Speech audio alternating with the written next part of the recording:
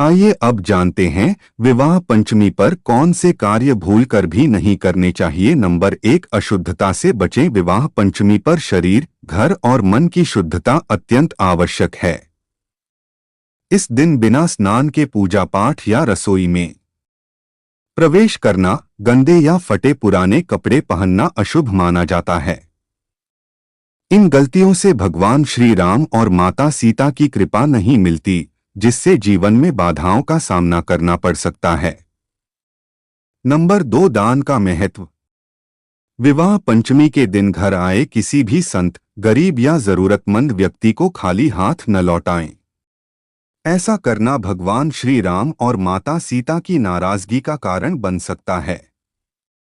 इसलिए उनकी प्रसन्नता के लिए द्वार पर आए व्यक्ति को यथाशक्ति दान दें।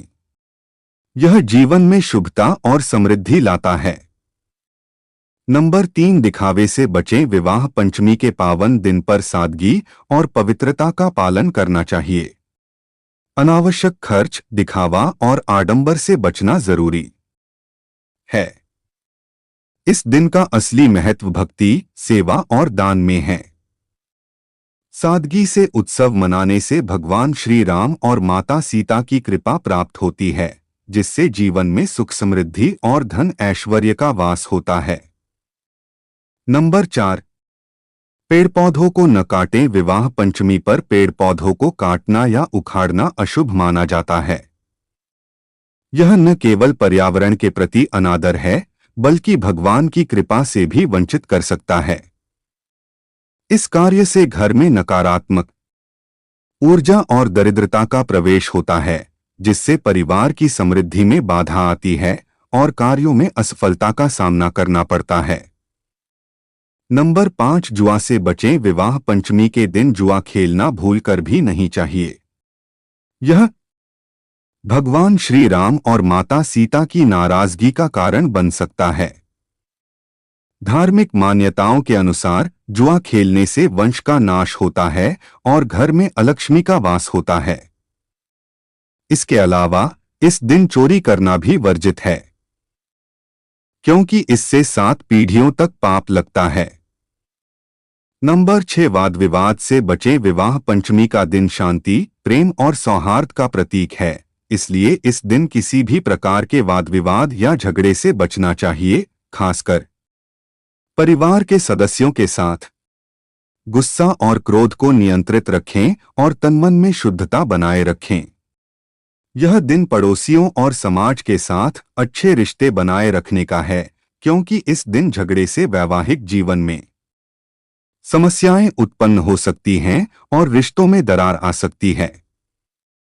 तो दोस्तों, यह थे वे कार्य जो भूलकर भी विवाह पंचमी पर नहीं करने चाहिए। अगर वीडियो अच्छी लगी तो वीडियो को लाइक एंड शेयर करें और आपके अपने चैनल कहानियां रिवर को सब्सक्राइब करके बेल नोटिफिकेशन को ऑल पर सेट कर ले, ताकि आपको हमारी आने वाली हर एक न्यू वीडियो का नोटिफिकेशन आपको सबसे पहले मिल जाए। वीडियो देखने के लिए आपका धन्यवाद।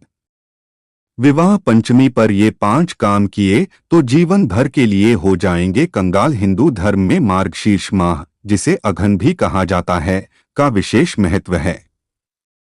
इस माह की शुक्ल पक्ष पंचमी तिथि को विवाह पंचमी कहते हैं। धार्मिक मान्यता के अनुसार इसी दिन भगवान श्री राम और माता सीता का विवाह संपन्न हुआ था। इस अवसर पर विशेष पूजा पाठ और धार्मिक अनुष्ठान होते हैं। हर साल यह तिथि उनके विवाह उत्सव के रूप में धूमधाम से मनाई जाती है।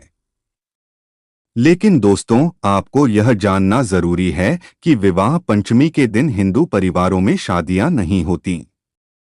ऐसा माना जाता है कि इस दिन शादी करने से वैवाहिक जीवन पर नकारात्मक प्रभाव पड़ता है, क्योंकि माता सीता और भगवान श्री राम ने अपने जीवन का अधिकांश समय अलग रहकर बिताया था। विवाह पंचमी के दिन शादी करने से दंपत्ति का जीवन भी ऐसा ही हो सकता है।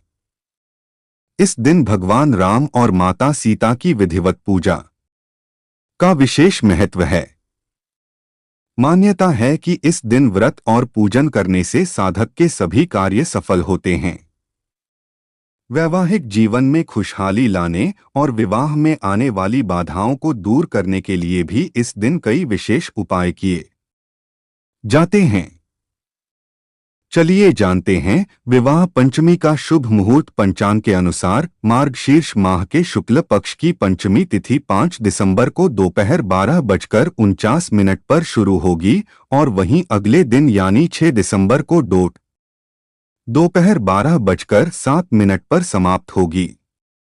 सनातन धर्म में उद्या तिथि मान है। ऐसे में 6 दिसंबर को विवाह पंचमी मनाई जाएगी।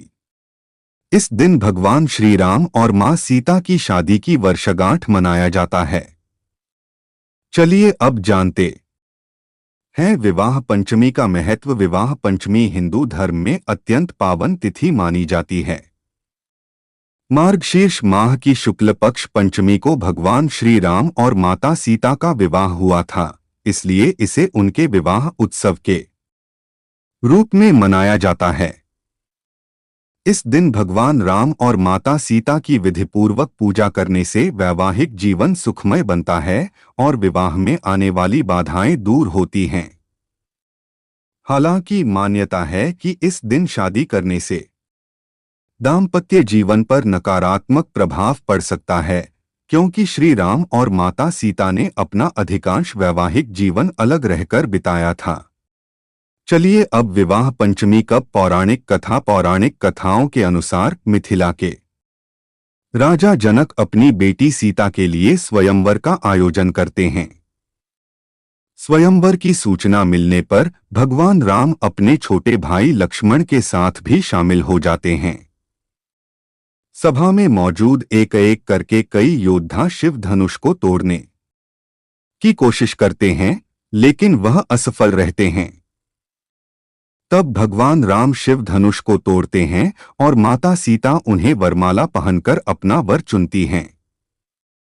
इसके बाद यह शुभ समाचार मिथिला से अयोध्या जाता है, जिसके बाद राजा दशरथ, भरत और शत्रुघ्न के साथ बारात लेकर आते हैं। मार्गशीर्ष शुक्ल पंचमी को भगवान राम और माता सीता का विवाह होता है।